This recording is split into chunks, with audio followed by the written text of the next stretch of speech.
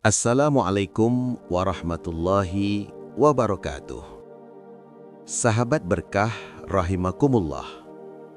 Sebut saja namanya Daniel Harper. Bukan nama sebenarnya. Namun kisah hidupnya terinspirasi dari perjalanan nyata banyak mu'alaf di berbagai belahan dunia. Sejak kecil, Daniel diajarkan satu keyakinan, bahwa Islam adalah musuh. Ia tidak pernah membaca Al-Quran, tidak pernah berbincang dengan seorang Muslim. Namun kebencian itu sudah tumbuh lebih dulu di dalam hatinya. Setiap kali mendengar kata Islam, dadanya mengeras. Setiap kali melihat hijab, prasangka buruk muncul tanpa ia sadari. Dalam hatinya, Daniel pernah berkata, "Apapun yang terjadi, aku tidak akan pernah percaya pada agama itu." Namun, ia lupa satu hal. Hidayah Allah tidak pernah meminta izin.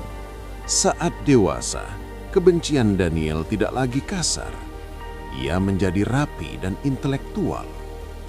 Ia membaca artikel-artikel yang menyerang Islam, menonton video yang memelintir ayat-ayat Al-Quran, mengikuti diskusi yang hanya mencari kesalahan umat Islam. Dan setiap kali menemukan celah, Daniel merasa benar. Namun anehnya, semakin ia membenci Islam, semakin hidupnya terasa kosong. Ia punya pekerjaan, ia punya pergaulan, ia punya kebebasan. Tapi setiap malam, saat dunia mulai sunyi, ada ruang kosong di dadanya yang tak bisa diisi apapun. Suatu malam, Daniel duduk sendirian di kamarnya. Lampu redup, hujan turun perlahan di luar jendela. Untuk pertama kalinya, ia bertanya pada dirinya sendiri, jika hidup hanya tentang ini, mengapa rasanya begitu hampa? Ia telah mencoba segalanya, namun tidak satu pun memberi ketenangan. Daniel tidak sedang mencari Islam, ia hanya sedang mencari makna. Malam itu, tanpa rencana, Daniel mengetik di mesin pencari ayat Al-Quran tentang ketenangan hidup. Bukan untuk beriman, bukan untuk masuk Islam, hanya rasa penasaran yang bahkan ia sendiri tidak pahami. Dan di sanalah ia menemukannya. Satu ayat, pendek, sederhana, namun menghantam hatinya dengan kekuatan yang tak pernah ia rasakan sebelumnya. Ketahuilah, hanya dengan mengingat Allah, hati menjadi tenang. Surah Ar-Ra'd, ayat 28. Daniel membaca ayat itu sekali, dua kali, lalu terdiam lama. Tenang, gumam Daniel pelan. Ia mengingat hidupnya, kegelisahan yang selalu datang, ketenangan yang tak pernah tinggal.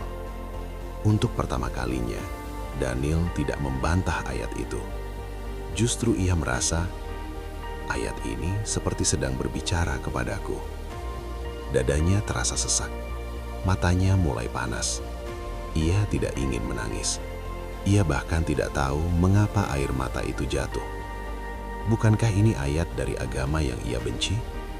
Lalu mengapa hatinya justru luluh? Hari-hari berikutnya menjadi berat bagi Daniel.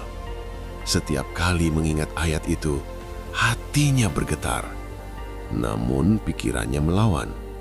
Tidak, aku tidak boleh tertarik. Ia marah pada dirinya sendiri, merasa bersalah. Namun ayat itu seperti tertanam di dalam hatinya.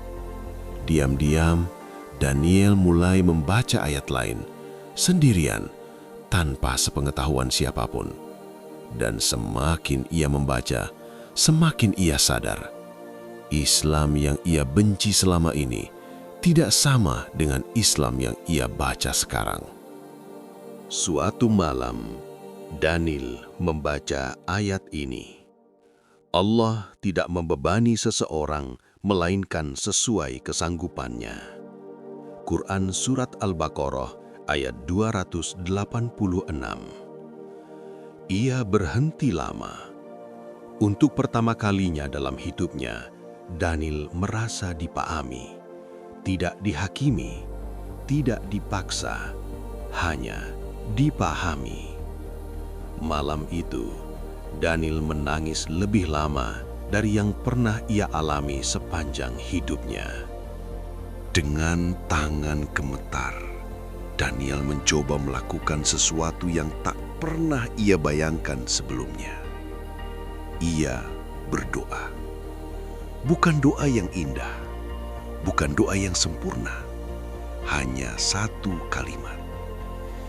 Jika engkau benar, tunjukkan aku jalannya. Dan entah mengapa, setelah doa itu, dadanya terasa lebih ringan. Beberapa waktu kemudian, Daniel mengucapkan kalimat yang dulu paling ia benci. La ilaha illallah, Muhammadur Rasulullah. Tidak ada sorak-sorai, tidak ada tepuk tangan, hanya air mata dan ketenangan yang belum pernah ia rasakan sebelumnya. Kebencian seumur hidupnya runtuh oleh satu ayat Al-Quran. Saudara-saudaraku, jika Allah mampu melembutkan hati seorang Daniel Harper yang membenci Islam seumur hidupnya, maka tidak ada hati yang terlalu keras bagi hidayah Allah. Jangan hina mereka yang belum beriman. Jangan putus asa pada doa. Karena bisa jadi satu ayat sederhana akan mengubah segalanya. Seperti yang terjadi pada kisah Daniel Harper. Semoga Allah meneguhkan iman kita dan menjadikan kita sebab hidayah bagi orang lain. Amin ya Rabbal Alamin.